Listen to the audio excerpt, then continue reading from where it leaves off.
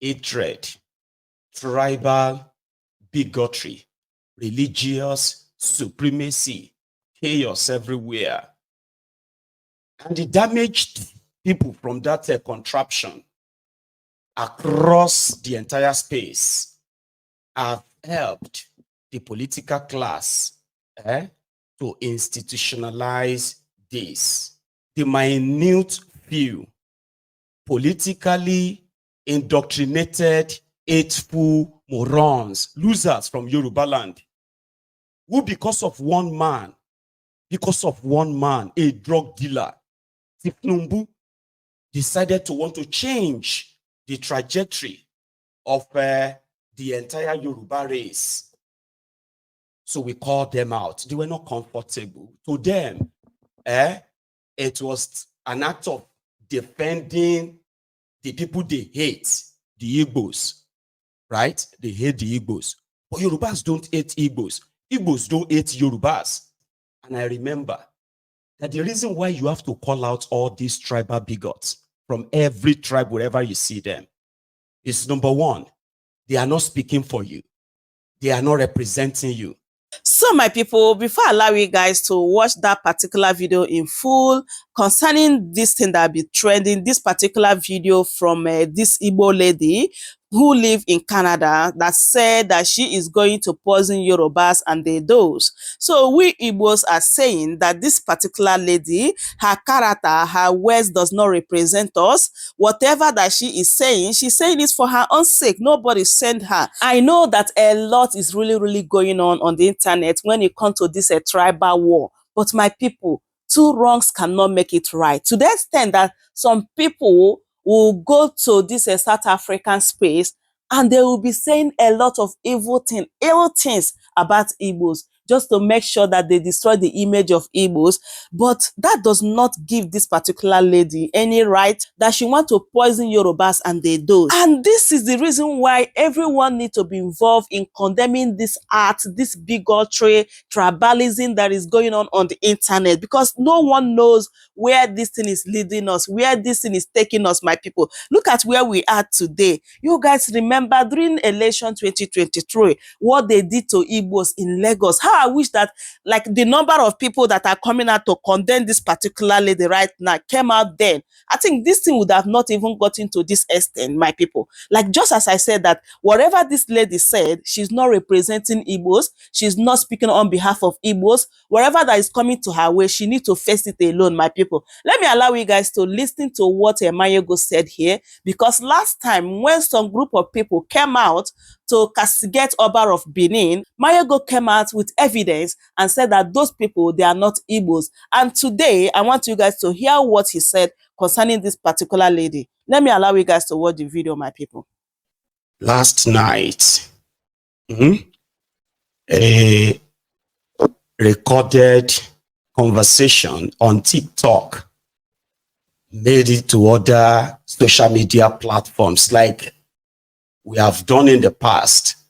So bring it to your attention, the spread, or should we say, the normalization of tribal bigotry laced with hatred, mostly politically sponsored. And I'm happy tonight, before we go into this fully, the reason why you are watching this at first is to let you know that Nigeria is a place where the first people genuinely can't really wait to kill themselves at any given opportunity. Usually, it used to be like a pocket of this and that until APC, Egbekegbe came. Hatred, tribal bigotry, religious supremacy, chaos everywhere. And the damaged people from that contraption across the entire space have helped the political class to institutionalize this. Before we came on, I saw someone who actually dropped a comment and said, Oh, she's not Igbo.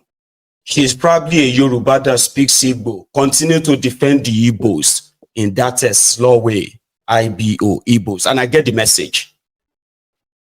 To them, calling out the minute few politically indoctrinated, hateful morons, losers from Yoruba land, who because of one man, a drug dealer, Tifnumbu, decided to want to change the trajectory of the entire Yoruba race. So we called them out. They were not comfortable. To them, it was an act of defending the people they hate, the Igbos, right? They hate the Igbos. But Yorubas don't hate Igbos. Igbos don't hate Yorubas. But there are remnants like this who are minute member and they are loud. So calling them out can make them feel like an attack on what? Or sorry, a defense of the people they hate.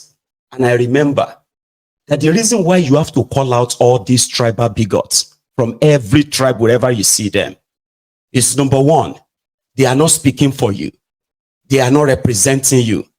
Yeah, they may be speaking to the hatred that some of us, I will say us now, our biases and prejudices, right? Some of these things that we have against ourselves, that some of us somehow, thank God for exposure or maybe education to some extent, right? That you have managed to put somewhere. All the things you have heard about one another, that you've managed to put somewhere and decided to pretend that, you know what, this bigotry thing is not my thing. But there are those that actually couldn't keep it that way. And those are the people who further help to spread the narrative of that hatred. And it suits so well with APC, especially with Tifnumbu and gang. So we exposed every act of bigotry from anywhere because they do not speak for you. I have done a lot of series on this, by the way, by making everybody understand that you are just a fool if you are from any part of Nigeria and choose to blame any other part of Nigeria for whatever you call your own marginalization or what have you, right? Without actually holding the people who are comfortable, right? United as one Nigeria, the Nigerian elite. I've called that out many times. So that is why when you see those who pushes tribal hatred, tribal bigotry, right? The way you will know that they do not speak for the majority is because they despise anybody from their own, what do you call it? Ethnic association back, right?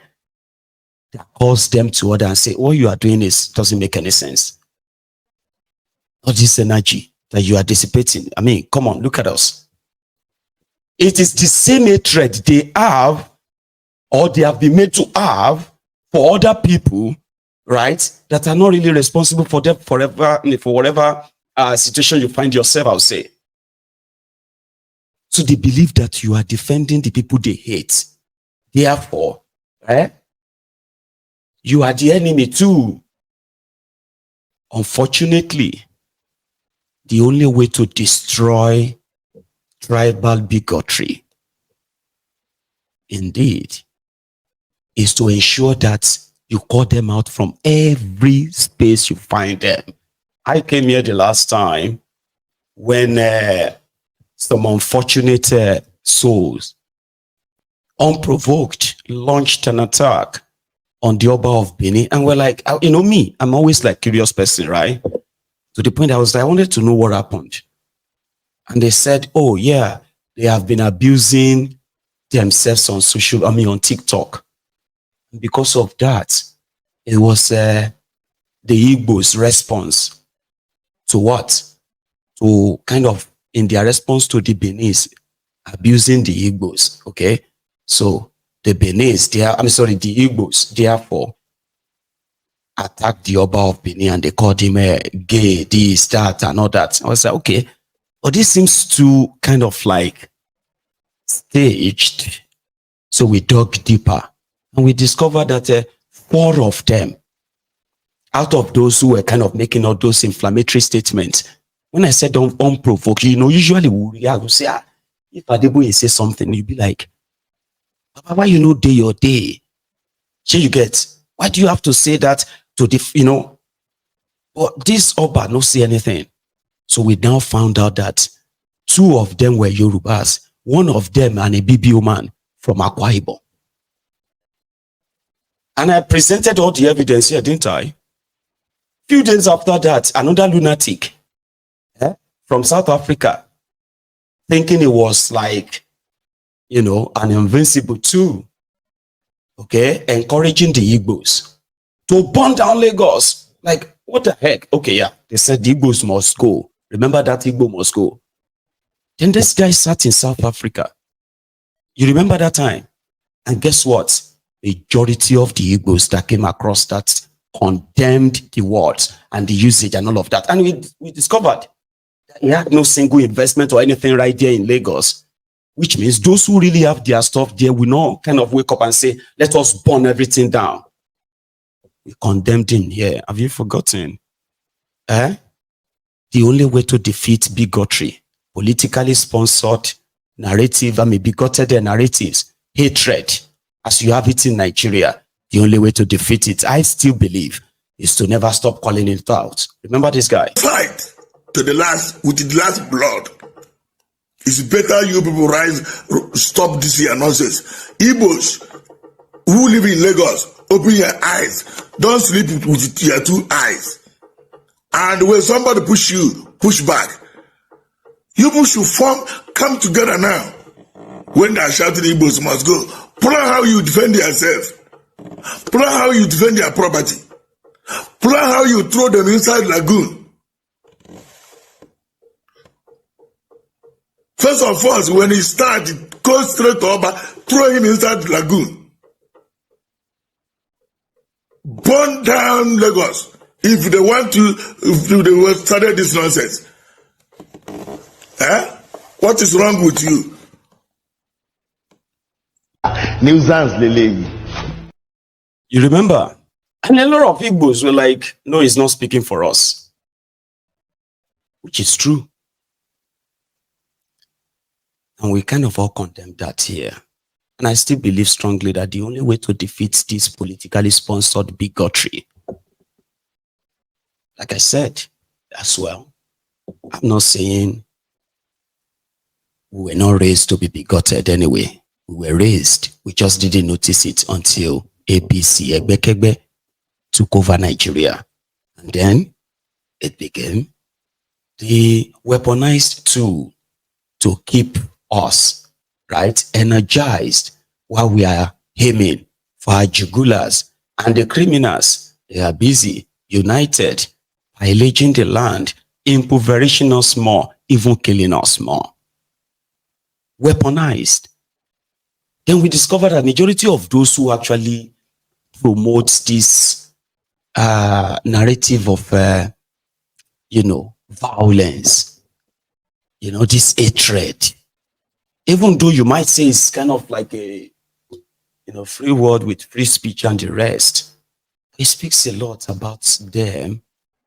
And you see this particular lady, Amaka, Patience, Sombaja, she sort of took it to another level. And this time around, I am trying to figure out the state of her state of mental health. Because, according to her, the Yorubas, the Benis, they hate the Igbos. And therefore, every Igbo person who has a colleague or colleagues who are Yorubas abroad, she says she lives in Canada. We haven't really verified that. The image that is presented also hasn't really been fully verified. But because it's coming from an official handle, so we decided to kind of still hold that. I don't know. I kept looking straight into these eyes, right? And I'm like, I don't think somebody will say, me, I am a Yoruba man. I do not hate any Igbo. I do not hate anybody. Obviously, right? But that there could be people walking about, for example, in Nigeria that will just say, Yorubas hate us, or Igbos hate us. And then they get to a stage where they feel like they could just like come out on social media in this day and time and ask people to poison their colleagues slowly. It's not just her. The people, they were on that same page with her, laughing and kind of cheering her up and all that.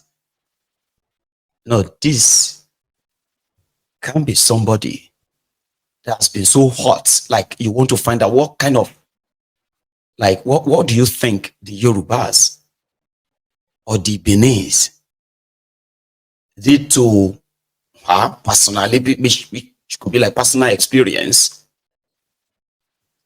that she would love her fellow Igbos to kind of start a, kind of a slow kill, like just poison them. They won't die at once. They will be sick, they will be off and on, and then they will die. In our words. Yeah, record me very, very well. Record Exactly. me. We are going to give them time to start poisoning the Yoruba and the Benin. Put poison for all una food for work. Put poison for una water. Make una dey buy one by one. Una go buy one day. Una go sick. I go put ota pia for inside una water, inside una food. Una no go see better.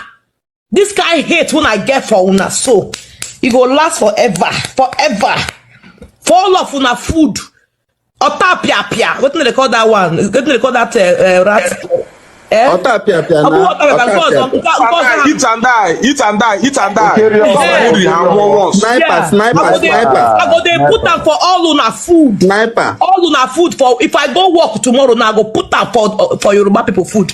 Go tell government, oh yeah, I dey Canada, I dey Ontario. Oh yeah, hurry up. Hurry, fast. I go put otapia, I go put Bombshell, everything for inside una food. Una go dey hear small. Yoruba don die yo. Benin don peme yo. Una go dey hear am. Na me talk am. I want making the Igbo get that heart of wickedness. Una too dey quiet. Una too dey cool. Enough. Is enough. If you have a means of buying them, buy them. Any means of buying them, come up for road. Clear. Because the two mumu, they are of no use to the society. Lot of prostitutes and everything. You said let's have good man. Ashawo Kingdom. They say Benin Kingdom. Who they call them Benin Kingdom? They are Ashawo Kingdom. ẹni òfò ni ẹ ṣòfò láyé ẹ tún ṣe lálìkìyàmọ ẹ̀yin rádaràda wọ̀nyí. ẹni òfò ni ẹ ṣòfò láyé ẹ tún ṣe lálìkìyàmọ ẹ̀yin rádaràda wọ̀nyí. Apart from the fact that they are likely can't really do it, people like that can't really do anything before they get caught. And then people who like to want to excuse it, listen to me. This is not the moment you are going to begin to say, begin to give excuses, and I know. And I have had people who have said, oh, this one sounded like she's been right. How do you think her image was retrieved? Digital footprint is called. You can fake yourself. Yeah, you can. You can fake your whatever on social media, but you are not hidden. You are not really hidden. You're not. Then we've had people who have said, oh, now that, since the people have been doing bigotry against the Igbos, they're all over the place and all of that, now that the Igbos are fighting back, and everybody is now crying. No, bruv. No. You are just a madman. That is not fighting back. That is somebody, who is actually speaking out our own trauma. We don't know whatever that individual is going through in our own life. It speaks to let you know that even if you are living in denial, that Nigeria is more divided right now. That if people are given the opportunity to tell you how they feel about themselves, coming from all the different dramas that a lot of them have been through, even if you are living in denial, instances like this tells you the mindset of those who have been who have been destroyed by the successive institutions in Nigeria. And if you are still looking for how to understand how divided that contraption is, well, that's it for you. I believe she doesn't speak for the Igbos. Of course, I know. But do you think people who feel like that are not in Igbo land? Of course they are. The Ronukus that you are seeing from Yoruba land, the ones who attacked their own fellow Yorubas because they said they look like Igbo, the ones who have no strength to face the people who have denied them education, denied them, employment, denied them an economy that could have given them a better life. And they have been breeding them to hate the people who didn't take anything from them. Do you think there are not those who are actually really not much affected, but they have that same prejudice in Yoruba land, where people are walking about with this hatred towards one another? And then you have the political class that continue to milk it. It continues to pop up in every conversation. So when you see someone like that, or you see a group of people like that, and you are someone who kind of believe in, what do you call that thing again? Equity, justice, fairness, and all those stuff, right? I'm talking about those of you who knows that if we are all going to be honest with ourselves, the people that wanted us to hate ourselves, or those who wanted us to continue to nurse whatever trauma or damages that they have done to you, those who have made it impossible for you to heal, even after living Nigeria for years. We have a lot of these people abroad, by the way, damaged people. When you see them in their gathering, they are not speaking for you. Because you know something, if you have such energy to hate anybody, it should be those who have or present or parade themselves as those speaking for you, representing you, but they are, of course, right, the weapons fashioned against you. So when you see people speaking like that or talking like that, it might be beyond just physical. This could be mental. And you might, because of your own little prejudice there, the one you have been trying to suppress and be like, oh, more. When was the last time you did see the politicians from Western Nigeria walk out of the National Assembly because the Nigeria won't let Amotekun carry a proper weapon to defend the forest of Yoruba land from the invasion of a Fulani terrorist? When last did you see that? They are doing all their party, and our people have been here. And the same thing with all the killings, with all of the demilitarization in the Eastern Nigeria. When last did you see the politicians from Eastern Nigeria walk out of National Assembly in protest until the Nigerian government withdraw the military? Like, when did you see that? They are still there as friends. But you want to kind of dissipate your energy so much on, let us kill Yorubas. They hate us. Oh, it's true. We must chase all the Igbos away. They are taking our land. And what the hell is wrong with people? And then the next thing is to point fingers, make yourself feel good. I've told you this many times. On Mayegun's Diary Political, when you come across conversations or topics or titles, they are like they're like unconventional. They're not like the things you come across out there. They are stuff that kind of get you to look beyond the headlines, to look beyond the rage, the rant, to look beyond the hate and all these things, to see the driving force behind it and see what you are actually missing as well. So then others have said, you know what?